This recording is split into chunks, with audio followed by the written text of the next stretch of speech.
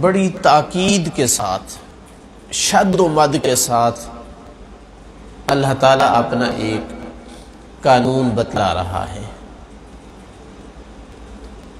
شروع سے ہی کہا وَإِذْ تَأَذَّنَ رَبُّكُمْ، جب تمہارے رب نے اعلان کر دیا۔ اعلان کا مطلب یہ ہوتا ہے کہ بھائی یہ کوئی خاص بات نہیں ہے، یہ کسی ایک بندے کی بات نہیں ہو رہی، اعلان عام ہے۔ ہم جب اعلان کرتے ہیں کسی چیز کا، وہ چیز عمومی ہوتی ہے، اس لیے اعلان کرتے ہیں۔ جب تمہارے رب نے اعلان کر دیا، کس بات کا اعلان کر دیا؟ لَإِن شَكَرْتُمْ، اگر تم نے شکر ادا کیا، لَأَزِيدَنَّكُمْ، ضرور بضرور میں تمہیں زیادہ کروں گا۔ اچھا، پہلے اعلان کرنا یہ بھی ایک تاکید ہے، مہم حکم ہے جس کا اعلان ہو رہا ہے۔ پھر لام تاکید کی، ازیدن نون تاکید کی۔ اتنی تاکیدوں کے ساتھ کوئی بندہ شک میں نہ رہے کہ شاید میں اگر شکر نہ بھی کروں تو مجھے معاف کر دیا جائے۔ نہیں، قانون عام ہے، تو بھی اس کی زد میں آ سکتا ہے۔ زیادتی تب کروں گا جب تو شکر کرے گا۔ کتنی زیادتی کروں گا؟ کوئی حد نہیں، صرف اتنا ہے تو شکر کرتا جا۔ جتنا جتنا شکر کرتا جائے گا اتنا اتنا میں زیادہ دیتا جاؤں گا۔ شکر کس پہ ہوتا ہے؟ شکر نعمت پہ ہوتا ہے۔ تو پہلے نعمتیں عطا کی، پھر شکر کا مطالبہ کیا ہے۔ لَأَزِيدَنَّكُمْ، کس میں زیادہ کروں گا؟ مزید نعمتیں دوں گا۔ تو جتنا جتنا بندے سے شکر بڑھتا جائے گا اتنا اتنا اس کے خالق سے نعمتوں میں اضافہ بڑھتا جائے گا۔ پھر اس کا مفہوم بھی بیان کر دیا، وَلَئِن كَفَرْتُمْ، اور اگر تم نے کفر کیا، وہاں بھی تاکید کے ساتھ فرمایا اِنَّ عَذَابِي لَشَدِيدٌ، اِنَّ کی تاکید اور لام لگا کر شدید پر، پھر خود شدید میں تاکید۔ تو اس کا مطلب ہوا کہ کوئی تیسری حالت نہیں ہے، حالتیں دو ہیں، یا بندہ شکر کرتا ہے اور یا کفر کرتا ہے، درمیانی حالت نہیں ہے۔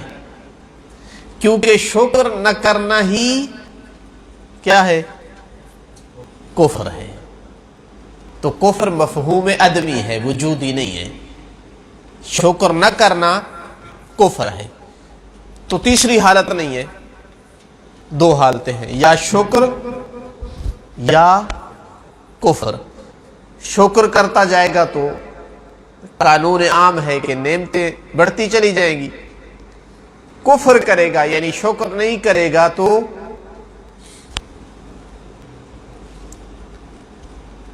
تو اللہ کا عذاب آئے گا، اور وہ عذاب کم از کم کیا ہوگا کہ اپنی نعمتیں چھیننا شروع کر دے گا۔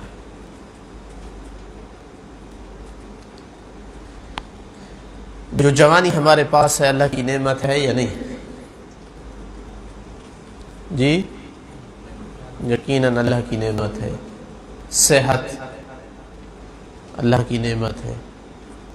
کسی کے پاس فرصت ہونا، جو کام کرنا چاہتا ہے اس کی فرصت ہونا، یہ اللہ کی نعمت ہے۔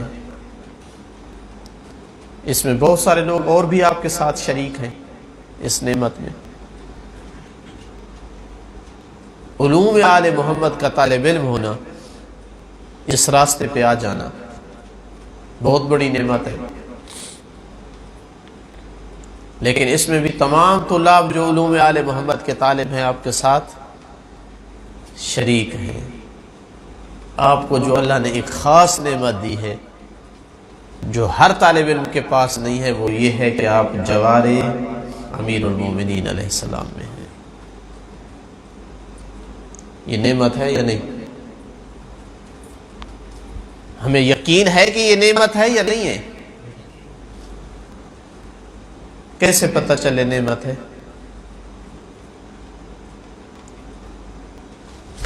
کوئی پوچھ لے نعمت کیسے ہے، کیوں نعمت ہے؟ بھائی اس لیے نعمت ہے نا کہ نعمت وہی ہوتی ہے جس کی انسان کو حاجت ہوتی ہے، ضرورت ہوتی ہے، جس کی تمنا ہوتی ہے وہ مل جائے تو یہ اس کے لیے نعمت ہے۔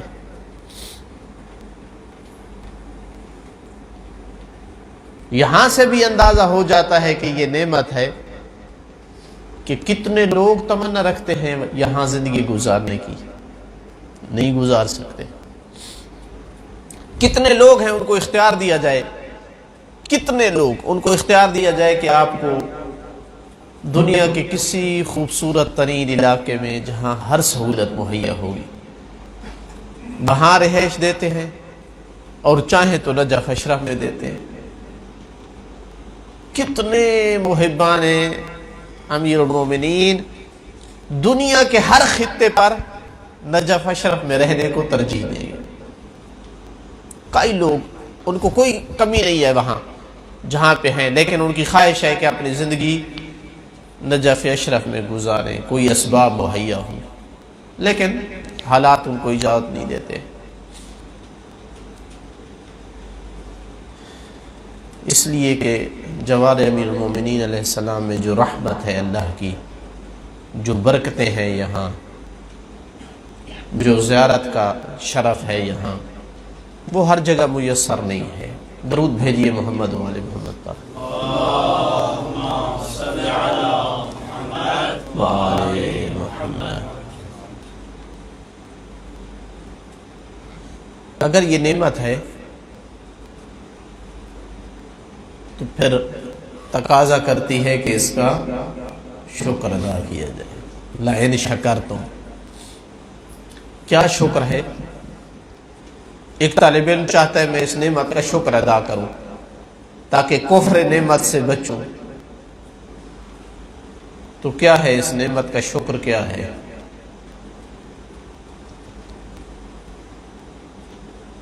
اس نعمت کا سب سے بہترین شکر یہ ہے کہ طالب علم اپنے آپ کو معصیت اور گناہ سے محفوظ رکھتے ہوئے دن رات اپنی علمی مصروفیت میں رہے۔ جتنا ٹائم اس کے پاس ہے اتنا وقت وہ علوم آل محمد کسب کرنے میں گزارتا ہے، تو یہ اس نعمت کا بہترین شکر ادا کر رہا ہے۔ چونکہ علم کی فضیلت اتنی بڑی فضیلت ہے، اتنی بڑی کہ امیر المومنین علیہ الصلوۃ والسلام کی مشہور ترین بہت زیادہ تکرار سے ذکر ہونے والی خصوصیت اور خوبی یہ ہے کہ انا مدینۃ العلم وعلی بابھا۔ مولا علی کے لیے قابل افتخار صفات میں سے ایک صفت کیا ہے کہ وہ مدینہ علم کے دروازے ہیں۔ رسول خدا نے تو مانگی ہی یہی نعمت ہے دنیا میں، رب زدنی علما۔ تو اس نعمت جوار امیر المومنین کا شکر ایک طالب علم ادا کرنا چاہتا ہے تو اپنے آپ کو گناہ سے بچائے، معصیت سے بچائے، اپنے واجبات ادا کرے، اس کے بعد جتنا وقت ہے اس کا علوم آل محمد کو کسب کرنے میں، اپنی کمزوریوں کو محسوس کرے، مجھے کس چیز کی کمی ہے، کون سا مجھے درس ضرورت ہے، کون سی چیز مباحثے سے میں حل کر سکتا ہوں، کون سی چیز کی مطالعے کی ضرورت ہے میری۔ علم بڑا وسیع سمندر ہے۔ آپ اگر نجف میں 15-20 سال دن رات بھی لگے رہے نا تو شاید کوئی قطرہ حاصل کر سکیں اس سمندر سے، کچھ قابل ہو جائے کہ قوم و ملت کی خدمت کر سکیں۔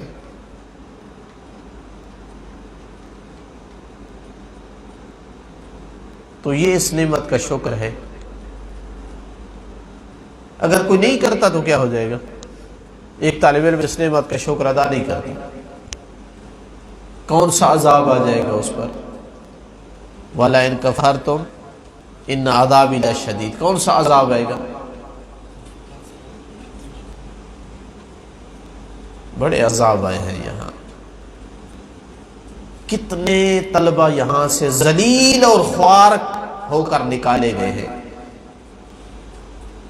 ان کے خوابوں میں نہیں ہوتا کہ میں اتنا جلدی جانے والا ہوں، ایسا دھکا لگتا ہے غیب سے کہ پھر ساری زندگی امیر المومنین کے جوار سے محروم ہو جاتا ہے۔ ایک عالم دین سے یہاں سنا تھا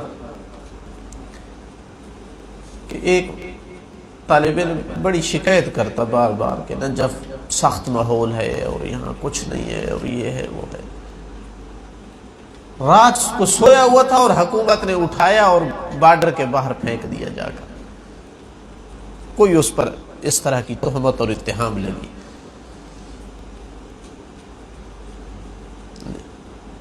کتنے واقعات ہم بھی دیکھ چکے ہیں اپنی آنکھوں سے۔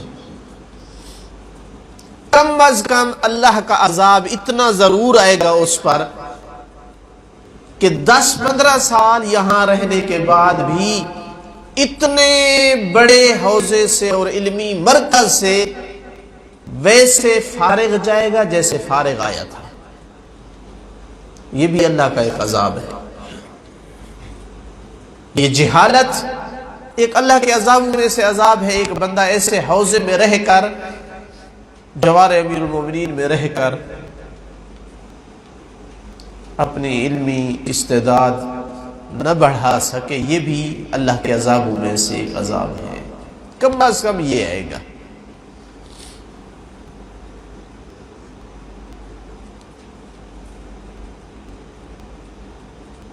ایک طالب علم کے بارے میں ایک سے زیادہ دفعہ بعض اساتذہ سے سنا تھا یہ واقعہ۔ 10-15 سال 20 سال ہو گئے حوزے میں اس کو۔ علاقے والوں نے مجبور کر دیا کہ ہمیں علاقے میں ضرورت ہے۔ عالم مرجع جو تھا اس سے بھی کہا کہ اس سے بھیجو، بڑی ضرورت ہے۔ اب جب یقین ہو گیا نا اس کو کہ اب مجھے جانا ہی جانا ہے،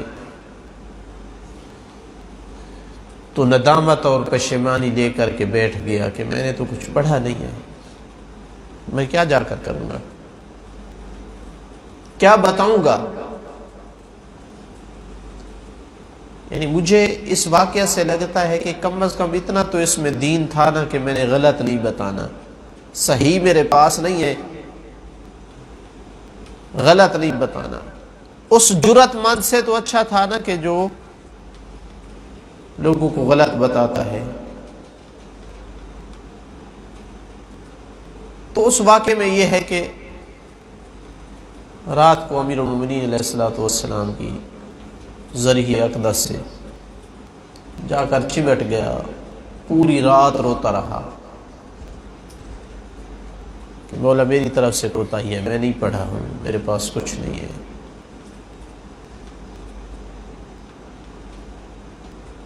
مجھے شرمندگی سے بچا لیا۔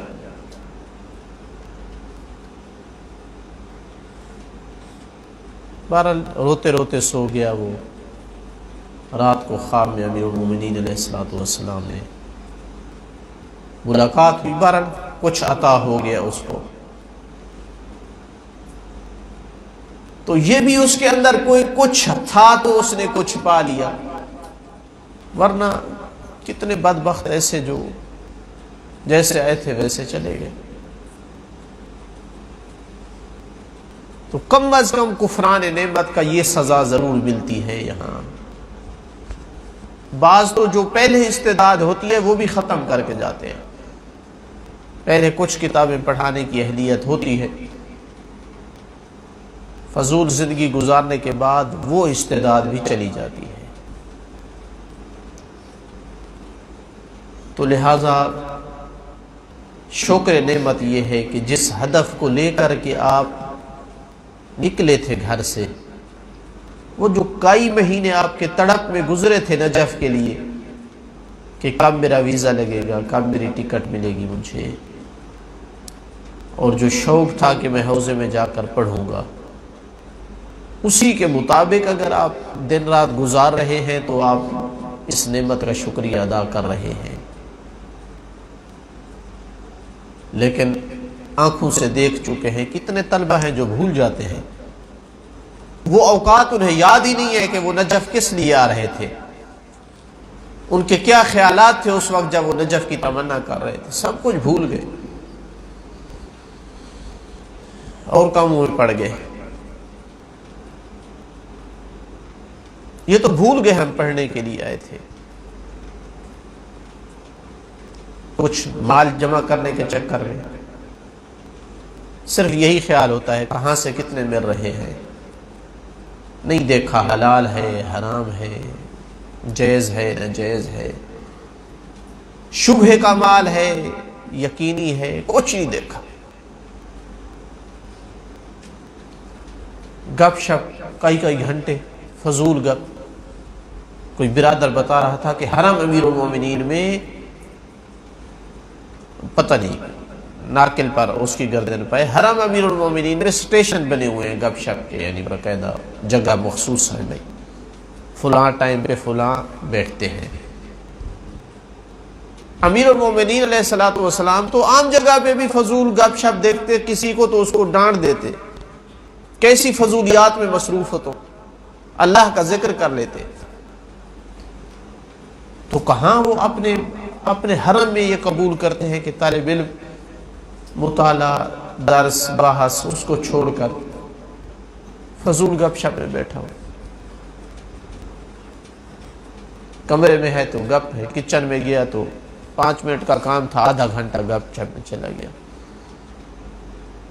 وضو کرنے گیا تو وہاں آدھا پونا گھنٹہ گپ شپ۔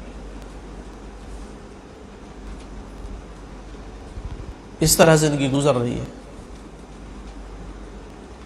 کچھ کو جو ہے وہ نیٹ نے اتنا غافل کر رکھا ہے کہ اس کے پاس وقت ہی نہیں بچتا کتاب کو ہاتھ لگائے۔ بڑے اچھے اور ذہین طالب علم کو ایک درس کا مشورہ دیا اور کچھ دن وہ درس میں جانے کے بعد چھوڑ دیا اس نے، تو پوچھا میں نے، سنائے، کہا درس بہت اچھا تھا لیکن میں نہیں جا پا سکوں گا۔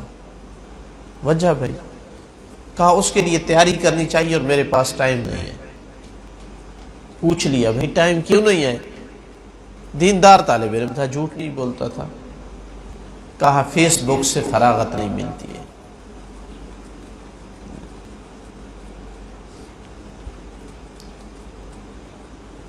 تو بہت ساری چیزیں ہیں آپ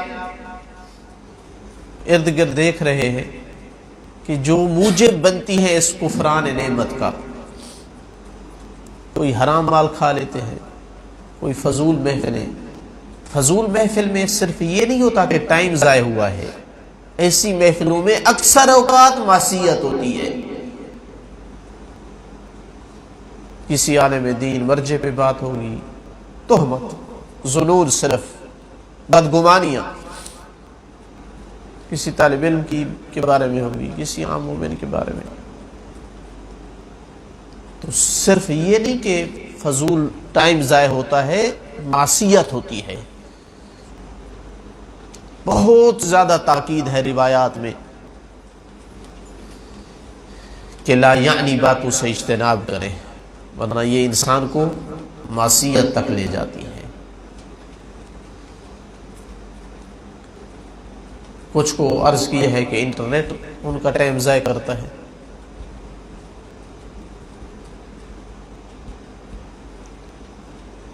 تو بہت ساری چیزیں ہیں جو، اور بعض جو ہے وہ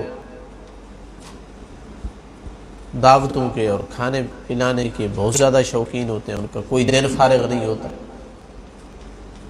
آج فلاں کے ہاں جا رہا ہے اور وہ اس کے ہاں آ رہا ہے اور پھر وہ تیسرے کے ہاں جا رہے ہیں۔ دوستیاں اتنی ہیں بھائی، دعوتیں کرنی ہیں۔ علماء تو یہاں تک بحث کرتے ہیں کہ طالب علم پڑھائی کو زیادہ ترجیح دے یا نماز شب کو۔ اگر نماز شب تہجد رکاوٹ بن رہی ہے پڑھائی کے تو کیا کیا جائے؟ علماء تو اس طرح سوچتے ہیں۔ نماز شب کے شاید مستحبات میں سے اس کی کوئی مثال ہو جتنی تاکید نماز شب کی ہے۔ ایک عالم دین سے سنا تھا کہ مستحبات میں امام حسین علیہ السلام کی زیارت اور نماز تہجد، ان دو سے زیادہ شاید کسی مستحب کی تاکید نہیں ہے۔ یہاں تک بحث ہوتی تھی طالب علم سفید لباس پہن سکتا ہے یا نہیں، جلدی میلا ہو جاتا ہے اور دھونا پڑتا ہے۔ کہاں ہیں وہ علماء، کہاں ہیں وہ طلاب؟ استفتاء موجود ہے، سید خوئی سے پوچھا گیا طالب علم سفید لباس پہن سکتا ہے یا نہیں، چونکہ جلدی میلا ہو جاتا ہے اور دھونا پڑتا ہے، ٹائم لگتا ہے۔ یہ تو باتیں میرے خیال میں اب عجیب سی لگتی ہے، ایسی کوئی بات کرے محفل میں۔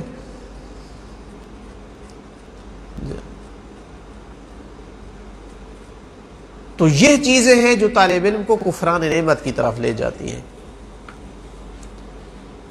ان سے بچنا ہے۔ ان سے بچنے کے لیے کیا کیا جائے؟ طالب علم کہتا ہے مجھے غفلت ہو جاتی ہے، ارادہ کرتا ہوں، نیت بناتا ہوں، لیکن ایک دو دن بعد پھر وہی حالت۔ نہیں، اس کے لیے مسلسل چارجنگ کی ضرورت ہے، اور یہ ہر بندے کو ہے، آپ کو نہیں۔ اے موسیٰ، اس وقت چین سے بیٹھنا جس دن خبر آ جائے کہ شیطان مر گیا ہے، ورنہ تب تک جہاد جاری ہے۔ تو یہ جہاد رکھنا ہوگا۔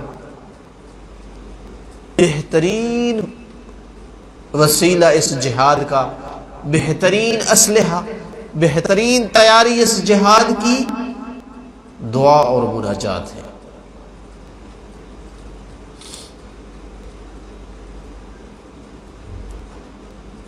اسلحہ ہے مومن کا، ہر لڑائی میں کام آتا ہے۔ میں ذاتی تجارب سے جب کسی بندے کو دیکھتا ہوں نا کہ ذلیل اور خوار ہو گیا ہے، عزت نفس اس کی نہیں رہی، یقین ہونے لگتا ہے کہ اس کا اللہ سے رابطہ نہیں ہے۔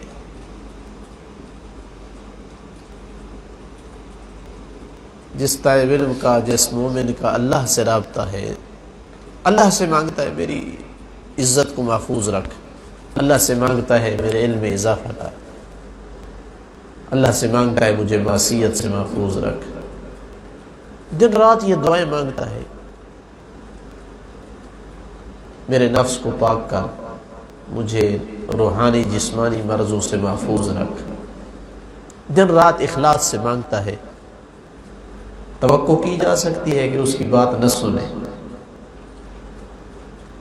ہمیں تو جو تعلیم دینے والی ہستی ہیں انہوں نے یہی تعلیم دی ہے کہ جب تک نہ سنے دروازہ کھٹکائے رکھیں، کھٹکائے رکھیں، کھٹکائے رکھیں، اس لیے کہ جو دروازہ بار بار کھٹکایا جاتا ہے وہ کھل کر رہتا ہے۔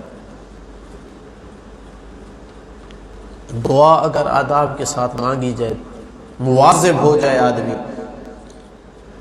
صبح کے ٹائم پہ مانگ رہا ہے، مثلا نماز کے بعد، تلاوت قرآن کے بعد، معصوم نہیں فرماتے میرا اللہ میں کیسے توقع رکھوں آپ سے کہ جو چیز ساری زندگی میں نے آپ سے مانگی ہے، اتنا بڑا سخی ہو کر تو اس چیز سے مجھے محروم کرے۔ ما ہاکذا ظن بک، تیری ذات میں یہ گمان، بدگمانی نہیں کی جا سکتی۔ تو جس طالب علم کا یہ پہلو مضبوط ہے، دعا ہے، مناجات ہے، نماز اول وقت میں پڑھتا ہے،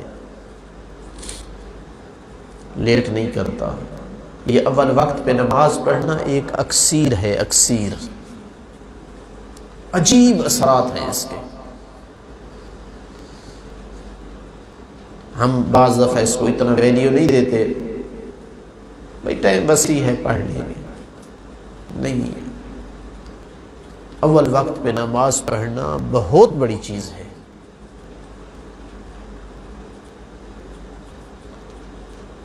غالباً آغا بہجت سے کسی نے سوال کیا تھا،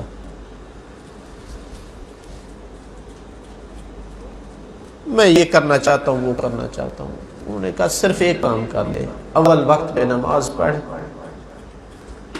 پھر دیکھ کیا ہوتا ہے۔ تو جو طالب علم اول وقت پہ نماز پڑھتا ہے، دعا مانگتا ہے، مناجات ہے، قرآن مجید کی تلاوت توجہ اور التفات کے ساتھ۔ کل میں ایک عالم دین کی زندگی پڑھ رہا تھا، غالباً محمد حسین نام ہے لیکن بجن وردی کے لقب سے معروف ہے، نجف کے علماء میں سے۔ روزانہ 4 پارے قرآن کے پڑھا کرتے تھے، 2 صبح نماز سے پہلے اور 2 پارے مغرب کی نماز سے پہلے۔ آج اگر کہا جائے کہ کون طالب علم ہے جو 4 پارے نہیں 4 صفحات پڑھنے کا ملتزم ہے 2 ٹائم، 8 صفحے اس کے ہو جاتے ہیں، تو پتہ نہیں کتنے طلبہ کہیں کہ ہاں ہم پابندی سے پڑھتے ہیں۔ تو یہ ان چیزوں سے دوری نتیجہ بنتی ہے کہ انسان راستے سے بھٹک جاتا ہے۔ یہ اللہ کی رسی ہے، قرآن مجید اللہ کی رسی ہے، نماز اللہ کی رسی ہے، دعا اللہ کی رسی ہے۔ جس نے اس کو تھام لیا وہ ادھر ادھر نہیں جاتا۔ البتہ یہ ضروری ہے کہ پڑھائی کا جو طریقہ کار ہے وہ درست ہونا چاہیے۔ بعض دفعہ طالب علم محنتی ہوتا ہے لیکن اس کو یہ نہیں پتہ نہیں کہاں سے شروع کرنا ہے، کہاں ختم کرنا ہے۔ مطالعہ کرنا ہے تو کیا طریقہ کار ہے، ان چیزوں کا نہیں پتہ ہوتا، جس وجہ سے وہ محنت کرتا بھی ہے تو وہ نتیجہ نہیں دیتی۔ کئی چیزیں ہیں جو درس کے ذریعے سے ہیں، کچھ ہیں جو آپ مباحثے سے بھی کر سکتے ہیں، کچھ ہیں جو مطالعے سے حل کر سکتے ہیں۔ پھر مطالعہ کرنا ہے تو کوئی ترتیب کے ساتھ کرنا ہے، اس کو پھر محفوظ کرنا ہے، اس کے خلاصہ کر کے لکھنا ہے تاکہ یاد رہے۔ پھر کون سی چیز کا مطالعہ اہم ہے اس کی تشخیص کرنی ہے۔ درس پڑھنے کا طریقہ کیا ہے۔ سطوح علیہ کے بعض طلبہ آئے، چند دن پہلے بات ہو رہی تھی، میں نے کہا اب درس کفایہ میں جاتے ہیں تو پہلے پڑھ کے تیاری کر کے جاتے ہیں؟ کہا نہیں، واپس آ کر ہم درس کا مباحثہ کرتے ہیں لیکن پہلے مطالعہ کر کے کبھی نہیں گئے۔ تو میں نے کہا وہ کبھی سمجھ نہیں آئے گی، استاد کے درس کی پوری سمجھ کبھی نہیں آئے گی۔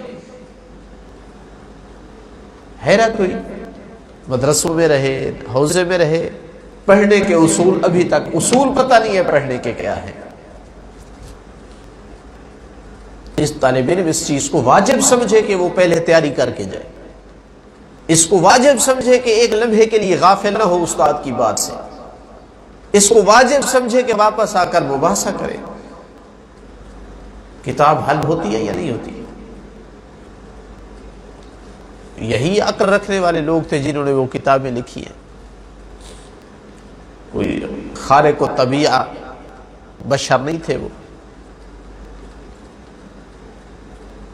مطالعہ بھی اسی طرح ہے، مثلا بجائے اس کے کہ آپ پڑھتے پڑھتے 50 صفحہ پڑھ لیں، نہیں 5 یا 10 صفحے پڑھیں لیکن اس کو لکھیں، خلاصہ کر کے اس کا لکھیں، آج کیا پڑھا ہے، نئی کیا چیز ملی ہے مطالعے میں۔ مباحثے میں جائیں تو تیاری کر کے جائیں، پھر چھٹی نہ کریں مباحثے کی۔ طالب علم مباحثہ شروع کرتے ہیں، ہفتے 10 دن تک چلتا ہے، اس کے بعد ختم۔ آج اس نے چھٹی کی ہے، دوسرے دن اس نے چھٹی کی ہے، تیسرے دن دونوں نہیں۔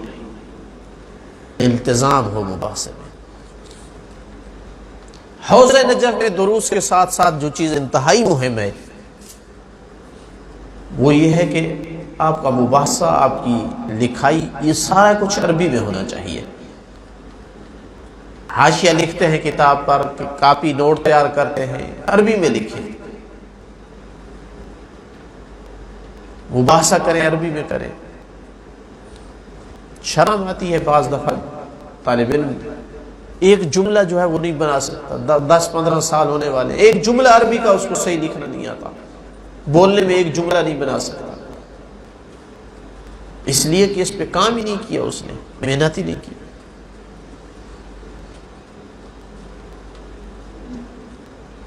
اب 15 سال کوئی تھوڑا عرصہ نہیں ہے کوئی زبان سیکھنے کے لیے, سارے اس کی کتابیں عربی میں ہوں اور پھر بھی اس کا ہاتھ تنگ ہو لکھنے یا بولنے سے,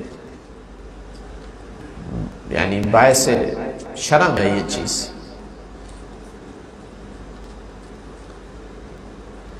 تو خلاصہ کلام یہ ہوا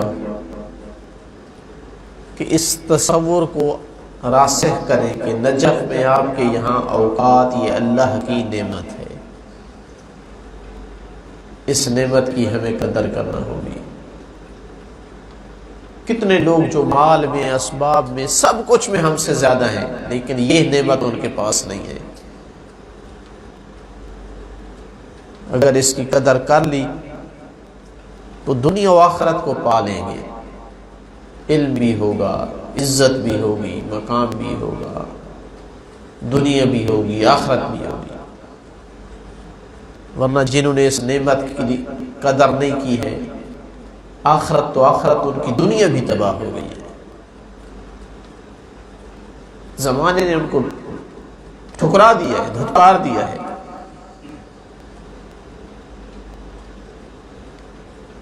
اور اس کو دوبارہ تاکید سے عرض کروں کہ طالب علم تب بھٹکتا ہے,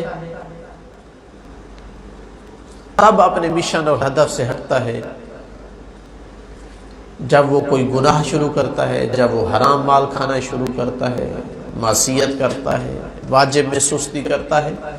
اور یہ چیزیں تب کرتا ہے جب اس کا اللہ سے رابطہ کمزور ہو جاتا ہے اور شیطان کے ہاتھ میں اس کی باغ ڈور آنا شروع ہوتی ہے. جس کا طالب علم کا اللہ سے رابطہ مضبوط ہے, نماز, دعا, تلاوت, ان چیزوں کے ذریعے سے اس کو کوئی چیز نہیں ہلا سکتی ہے. وہ ہر وقت مسلح ہے, اسلحہ اس کے ساتھ ہے. وہ بھی طالب علم ہے جن کے تمام رواتب ہونے کے باوجود بھی حل میں مزید, حلال ہو حرام ہو مل جائے. اور وہ بھی طالب علم ہے کہ جو پوچھنے آتا ہے کہ فلاں جگہ سے میں راتب لے لوں, جائز ہے یا ناجائز. تو میں نے پوچھا کہ آپ کے راتب کتنے ہیں؟ کہا کوئی نہیں ہے, وہی ایک ہی ہے. میں نے کہا اگر وہ ناجائز ہو تو کہا نہیں لوں گا, پہلے نہیں اوقات گزر گئے میرے. اللہ سے رابطہ ہو تو پھر بندہ یوں ہوتا ہے کہ رازق وہ ہے اور اس نے طالب علم کے رزق کی زبان اٹھائی ہے. پروردگار بحق محمد و آل محمد علیہ السلام ہمارے صغیرہ کبیرہ گناہ معاف فرما. محمد و آل محمد علیہ السلام کے علوم سے ہمارے دلوں کو منور فرما. خدایا ہمارے سینوں کو تعلیمات قرآن کے لیے کشادہ فرما. ہمارے والدین اساتذہ کے صغیرہ کبیرہ گناہ معاف فرما.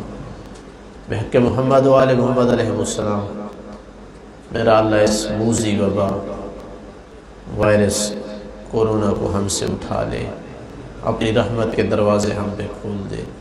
جو مومنین اس بیماری میں مبتلا ہیں پروردگارہ انہیں شفائے کاملہ عاجلہ عطا فرما. خدایا مظلومین کی نصرت فرما. جہاں جہاں مومنین, مجاہدین, مسلمین اعدائے اسلام کے ساتھ برسر پیکار ہیں, خدایا انہیں غلبہ نصیب فرما. پروردگارہ اس جوار امیر المومنین علیہ السلام کی نعمت کا ہمیں زیادہ سے زیادہ شکر ادا کرنے کی توفیق عطا فرما. علم و عمل کی دولت سے مالامال فرما. پروردگارہ بحق محمد و آل محمد علیہ السلام حجت دوران کے ظہور میں تاجیل فرما.